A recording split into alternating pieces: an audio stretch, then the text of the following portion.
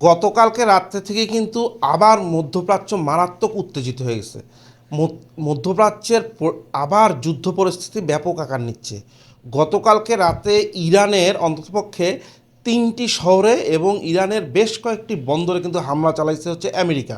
এটা ইরান দাবি করতেছে এবং বেশ কিছু ফুটেজও আসতেছে, যদিও ভেরিফাইড না, তাই আমি আপনাদেরকে এসব এখন দিচ্ছি না এখানে। ইরানের বেশ কয়েকটা শহরে হামলার কিন্তু ছবি আসছে এবং ভিডিও আসছে এবং অন্তপক্ষে 3টা বন্দরে হামলা চালাইছে হচ্ছে আমেরিকা। এই হামলা চালানোর 1 ঘন্টার মধ্যে ইসরায়েলের নিউজ মিডিয়াতে আসতেছে যে ইসরায়েল কর্তৃপক্ষ এই হামলা অস্বীকার করছে, মানে ইসরায়েল এর সাথে জড়িত না, ইসরায়েল জানাই দিছে। কিন্তু হামলার কিছুক্ষণ পরেই কিন্তু আরব আমিরাতের বেশ কিছু জায়গায় ইরান হামলা চালায় ফেলছে। বেশ কিছু ড্রোন এবং মিসাইল দিয়ে আরব আমিরাতের অনেক কয়টা জায়গায় কিন্তু ইরান হামলা চালাইছে এবং আরব আমিরাতের সামরিক বাহিনী এবং তাদের যে ডিফেন্স মিনিস্ট্রি আছে সেখান থেকে দাবি করা হচ্ছে যে হ্যাঁ, আমাদের উপর ইরান হামলা চালাইছিল, তবে এইসব হামলা আমরা সফলভাবে প্রতিরোধ করতে পারছি। আমাদের এয়ার ডিফেন্স সম্পূর্ণ অ্যাক্টিভ ছিল, তাই আরব আমিরাতের কোথাও কোনো ক্ষয়ক্ষতি হয় নাই। এই দাবির পাশাপাশি আন্তর্জাতিক যেগুলো স্বীকৃত গণমাধ্যম সেই সব জায়গায় কিন্তু ভিডিও ফুটেজ আসতেছে আরব আমিরাতের যে ফুজিয়ারা বন্দরটা আছে সেখানে কিন্তু আগুন জ্বলতে দেখা যাচ্ছে এবং ব্যাপক পরিমাণে আগুন জ্বলতেছে। ফুজিয়ারাটা কিন্তু স্টেট অফ হরমুজে না, এটা কিন্তু ওমান সাগরের পাশে আরব আমিরাতের তৈরি একটা ঘাঁটি, বন্দর। সেখানে কিন্তু পাইপলাইনের মাধ্যমে আরব আমিরাত থেকে এই ফুজিয়ারা বন্দরে আসে তেল এবং সেখান থেকেই রপ্তানি করে আরব আমিরাত।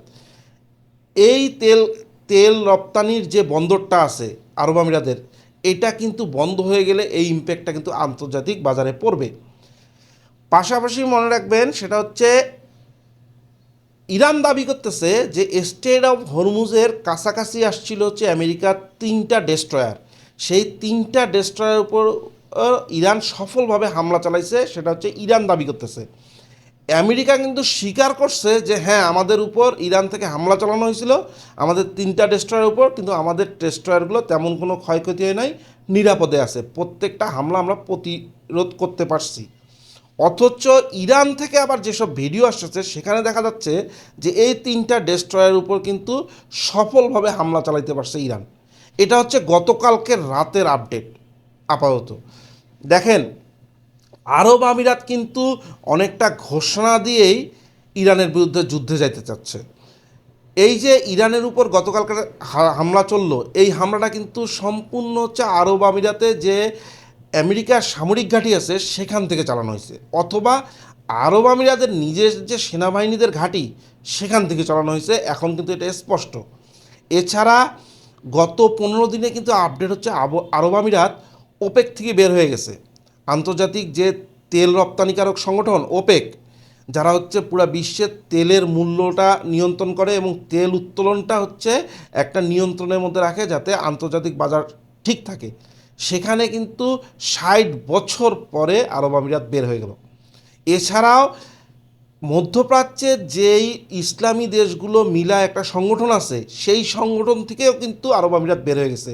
এখন বলতেছে যে যে ওআইসি থেকেও বের হয়ে যাবে আরব আমিরাত, মানে 57টা মুসলিম দেশের যে সংগঠন সেখান থেকে বের হয়ে যাবে। এবং আরব আমিরাতের কিন্তু বেশ কয়েকজন দায়িত্বশীল ব্যক্তি এটা বলছে যে আমাদেরকে এই দেশের স্বাধীনতা সার্বভৌমত্ব রক্ষার জন্য অবশ্যই ইসরায়েলের উপর নির্ভরশীল হতে হবে এবং ইসরায়েলই হচ্ছে আমাদের আসল বন্ধু।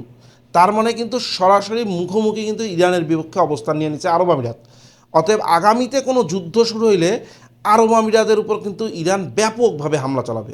এর আগেও যে 1 মাসব্যাপী যুদ্ধটা চললো সেখানে কিন্তু সবচেয়ে বেশি ইসরায়েলে হামলা চালাইছে এবং দ্বিতীয়ত হচ্ছে আরব আমিরাতে, কারণ দীর্ঘদিন থেকে আরব আমিরাত কিন্তু ইসরায়েলের সাথে ওই অঞ্চলে ইসরায়েলের স্বার্থে কাজ করতেছিল। আব্রাহাম অ্যাকর্ডে কিন্তু একমাত্র মধ্যপ্রাচ্যে তারাই সবার আগে স্বাক্ষর করছে, যেখানে ইসরায়েলের যে এক্সপ্যান্ডেড থিওরি সেটাকে সমর্থন করতেছে, মানে ইসরায়েল যে তাদের আয়তন বাড়াবে এই চুক্তিতে কিন্তু আরব আমিরাতও স্বাক্ষর করছে অনেক আগে।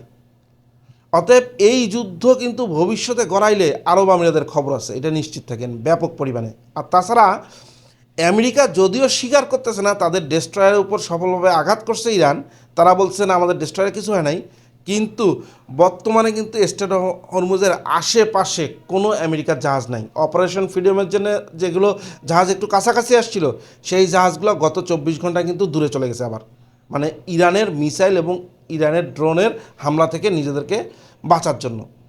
তার মানে এখন কিন্তু আবার ফুল স্টেক হোল্ড করে ফেলছে স্টেট অফ হরমুজে ইরান। অপারেশন ফ্রিডম আবার কিন্তু প্রমাণ হইল যে এটা ফেলিওর একটা অপারেশন।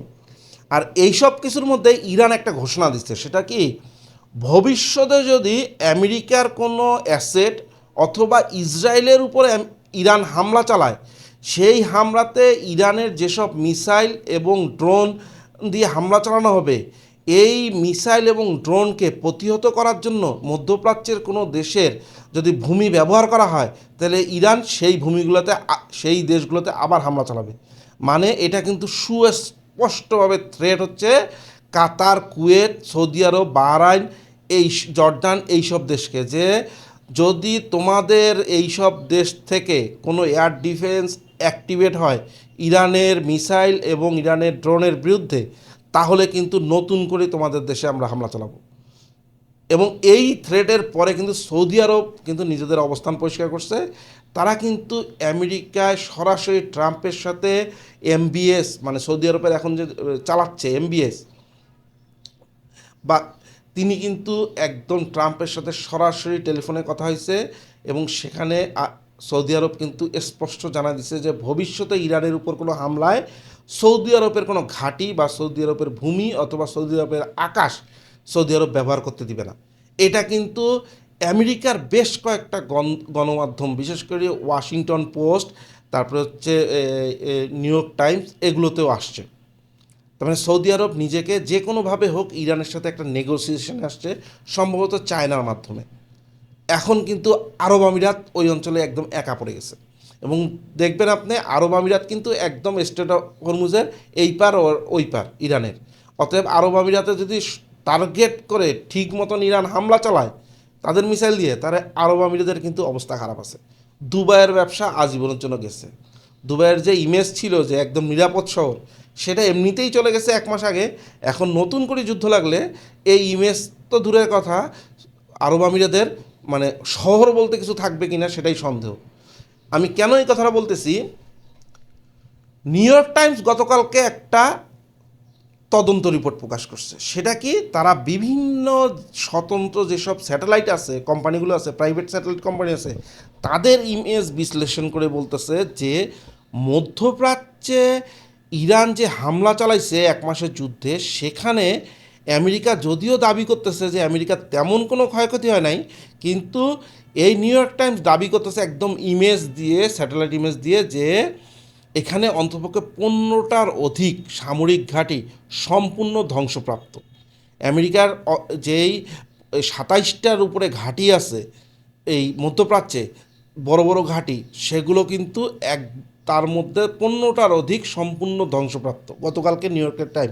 এগুলো আবার রিএস্টাবলিশ করতে, রিফাংশনাল করতে আমেরিকার 5 বছরের উপর অধিক সময় লেগে যেতে পারবে। এটা কিন্তু স্বয়ং আমেরিকার নিউ ইয়র্ক টাইমস থেকে দাবি করতেছে গতকালকে রিপোর্টে।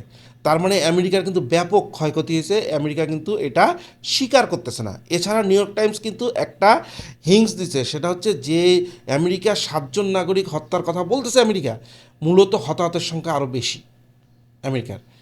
এখন ইসরায়েল এবং আমেরিকা কিন্তু একদম আইন করে নিষিদ্ধ করে দিয়েছিল বিভিন্ন প্রাইভেট স্যাটেলাইট প্রোভাইডার কোম্পানিগুলোকে, যে আপনারা কোনো সংবাদ মাধ্যমে ইসরায়েলের বা আমেরিকার সামরিক ঘাঁটির ক্ষয়ক্ষতির কোনো চিত্র দিতে পারবেন না, মধ্যপ্রাচ্যের লাইভ কোনো ইমেজ শেয়ার করতে পারবেন না।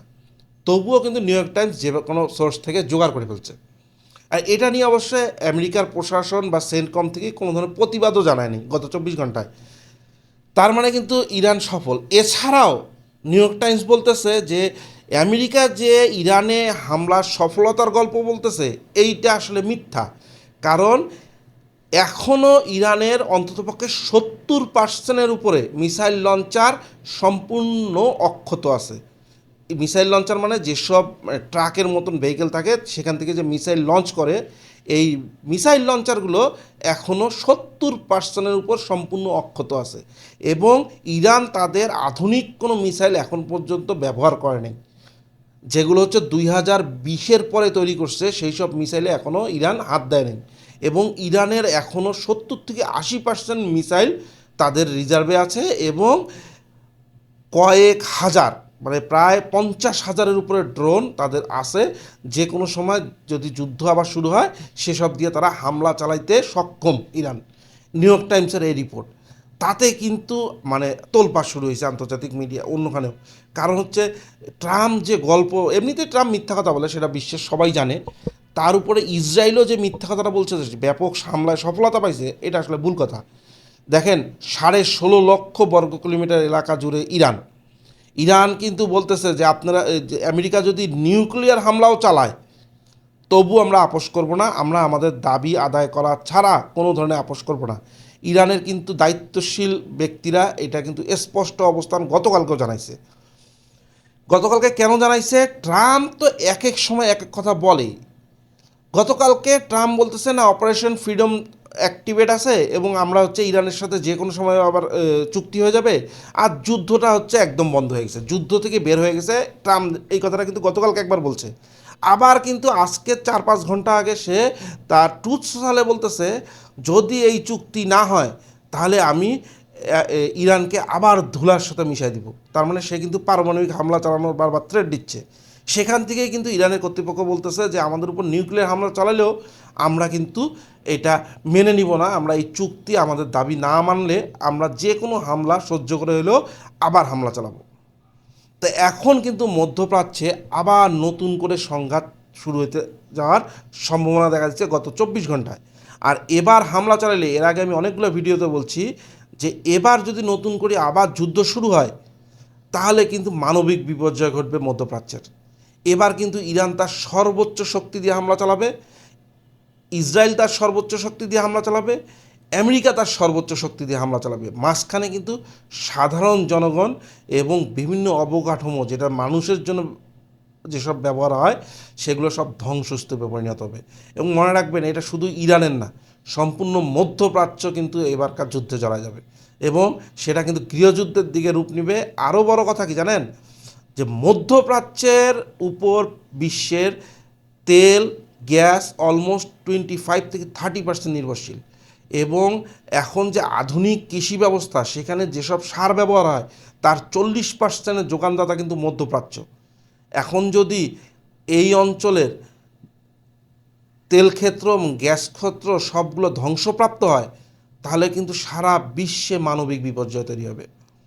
দেখেন গতকালকে রয়টার্স বলতেছে যে এই যে 30 দিনের যুদ্ধ হয়েছিল আমেরিকা ইসরায়েল এবং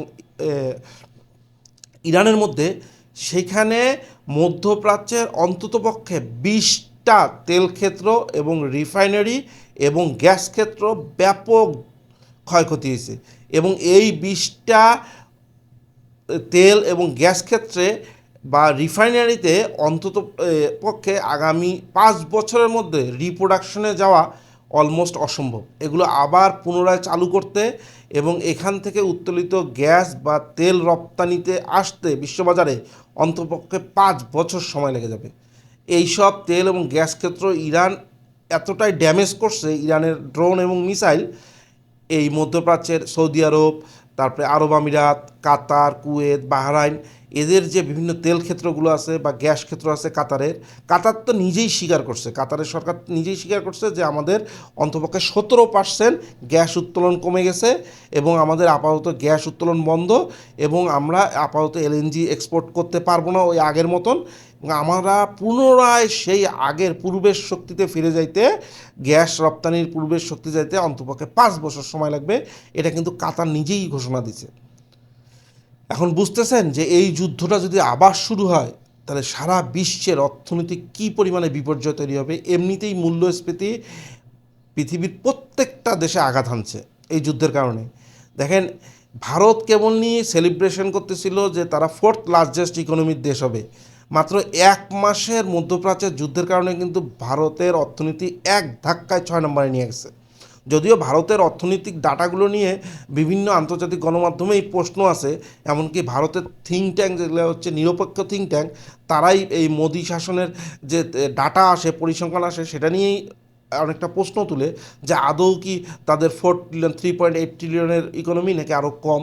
তা যাই হোক, কিন্তু মূল কথা হচ্ছে ভারতেরও কিন্তু মারাত্মক ক্ষয়ক্ষতি হচ্ছে, বাংলাদেশের ক্ষয়ক্ষতি হচ্ছে, পাকিস্তানের ক্ষয়ক্ষতি হচ্ছে, অর্থনৈতিক ক্ষয়ক্ষতির কথা বলতেছি। তাতে যদি নতুন করে আবার যুদ্ধ শুরু হয় তাহলে কিন্তু বিশ্বে মানবিক বিপর্যয় ঘটবে, এটা নিশ্চিত থাকি।